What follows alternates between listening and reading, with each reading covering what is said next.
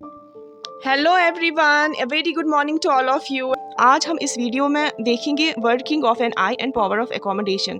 पहले हम देखेंगे आंख जो है हमारी काम कैसे करती है।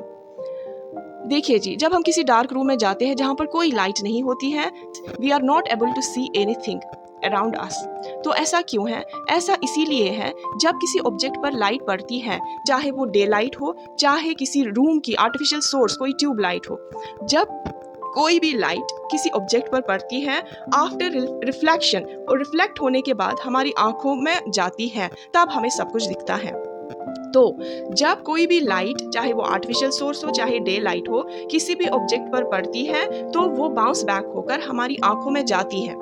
ठीक है, तो हमारी आंखों में जाकर आफ्टर रिफ्लेक्शन, वो हमारी आंखों में जाकर, हमारी आंखों में बहुत सारे मीडियम्स होते हैं, ट्रांसपेरेंट मीडियम्स होते हैं, तो उनके थ्रू गुजरकर रिफ्रैक्शन होती है। तो आपको पता है, जब लाइट रेज किसी ट्रांसपेरेंट मीडियम में जाती है तो रिफ्रैक्शन होता है।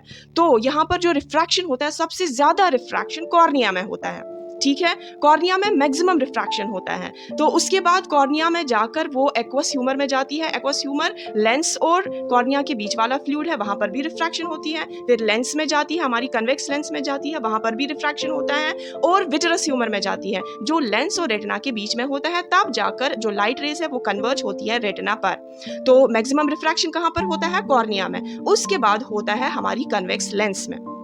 ठीक है, तो यहां पर आपको खास पॉइंट याद रखना है, greatest refraction is done by cornea and next by lens. तो इसके बाद हमें देखना है जो हमारे रेटिना पर इमेज बनती है, अब वो कैसी बनती है। हमारी रेटिना पर जो इमेज बनती है वो रियल एंड इन्वर्टेड बनती है। तो रियल इसीलिए क्योंकि यहाँ पर जो लाइट रेज है रियली में मीट हो जाती है, तो रियल के साथ हमेशा इन्वर्टेड आता है। तो इन्वर्टेड का मतलब उल्टा। तो जो हमें सब कुछ दिखता है हमारे इर्द गिर्द, चाहे ट्री हो, चाहे कोई बिल्डिंग हो, चाहे हमारे पास में कोई ऑब्जेक्ट रखा हो, वो हमारी रेटिना पर इमेज इन्वर्टेड बनती है, तो उल्टी बनती है। तो इसके बाद हमारे ऑप्टिक नर्व्स के थ्रू ये मैसेज आती है। तो हमारे नर्व्स के थ्रू जब ये मैसेज आती है, तो हमारा जो नर्व सेंटर होता है साइड का, वो एनालाइज करता है, कोऑर्डिनेट करता है इन इंपल्सेस को, फिर ट्रांसलेट करता है हमारी इन्वर्टेड इमेज को इनटू इरेक्ट वन। तो इसीलिए ये मैसेज जब ब्रेन तक पहुंचती है, तो ब्रेन ही है जो हमें यहाँ पर सब कुछ सीधा सीधा इरेक्ट दिखाता है।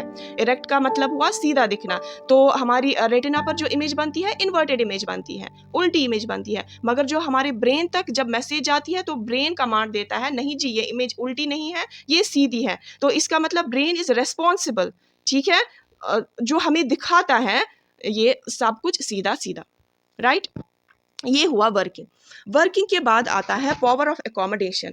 एकोमोडेशन का मतलब हुआ एडजस्ट करना। किसको एडजस्ट करना? फोकल लेंथ को एडजस्ट करना। तो फोकल लेंथ क्या होती है? पहले फोकल लेंथ वो वाली डिस्टेंस होती है जो लेंस, हमारी कन्वेक्स लेंस और रेटिना के बीच की डिस्टेंस होती है। इस डिस्टेंस को कहते हैं फोकल लेंथ, और स्मॉल लेटर एफ से डिनोट होता है।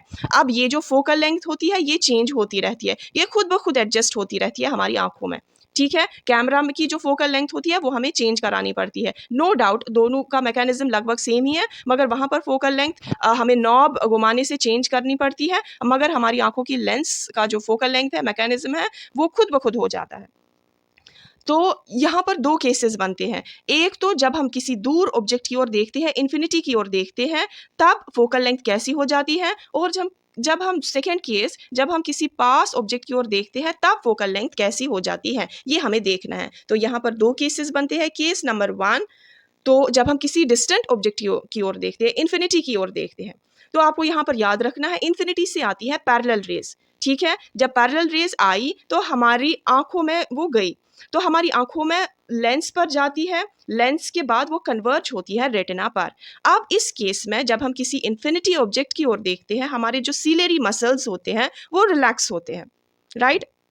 हमारे सीलेरी मसल्स रिलैक्स होते हैं, उन पर कोई स्ट्रेन नहीं पड़ा होता है, वो रिलैक्स्ड पोजीशन पर होते हैं। कब? जब हम किसी इन्फिनिटी की ओर देखते हैं, जब हम किसी दूर ऑब्जेक्ट की ओर देखते हैं, जब हम किसी डिस्टेंट ऑब्जेक्ट की ओर देखते हैं, तब हमारे सीलेरी मसल्स बिल्कुल रिलैक्स होते हैं।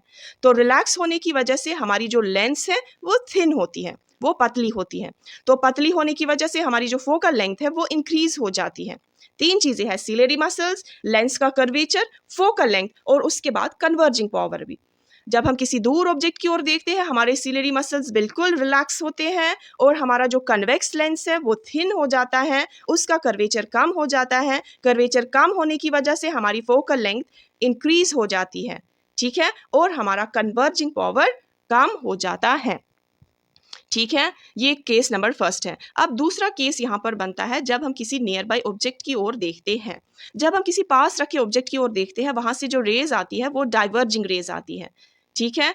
तो डाइवर्जिंग रेज भी हमारी आंखों में जाती है और कन्वर्ज होती है रेटिना पर, और रेटिना पर ही इमेज बनती है। मगर यहाँ पर आपको देखना है जब किसी नियर बाई ऑब्जेक्ट की ओर देखते हैं हमारे जो सीलियरी मसल्स है वो कंट्रैक्ट होते हैं, ठीक है। पहले केस में रिलैक्स होते हैं, अब इस केस में सीलियरी मसल्स पर कुछ दबाव आ जाता है तो वो कंट्रैक्ट होते हैं।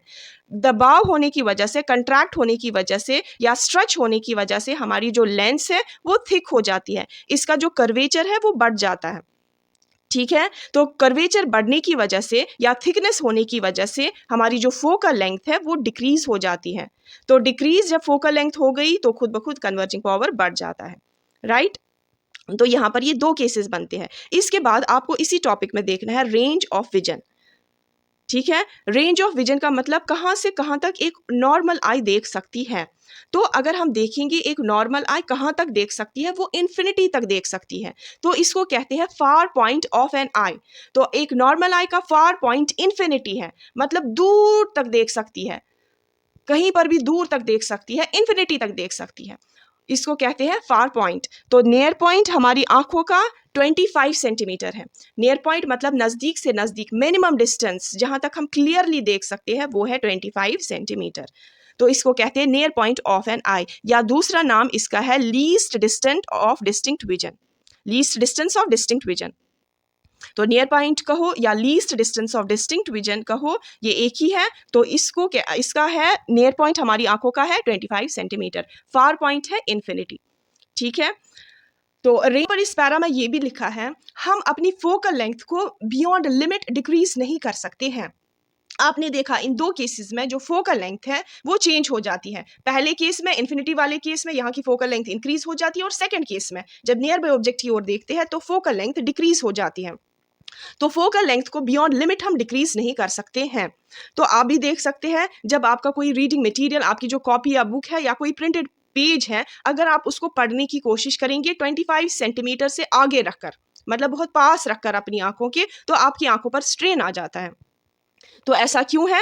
क्योंकि यहाँ पर हमारा नियर पॉइंट नॉर्मल आई का 25 सेंटीमीटर है। 25 सेंटीमीटर से आगे अगर हम किसी रीडिंग ऑब्जेक्ट को रखते हैं तो स्ट्रेन आ जाता है, हमें ब्लर दिखाई देने लगता है और हमारी आंखों में, हमारी सिर में दर्द होने लगता है।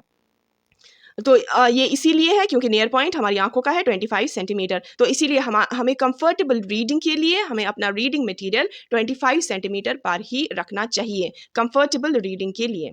तो आई होप स्टूडेंट्स आपको आज के ये 2-3 छोटे मोटे टॉपिक्स समझ में आए होंगे। Okay, thank you students.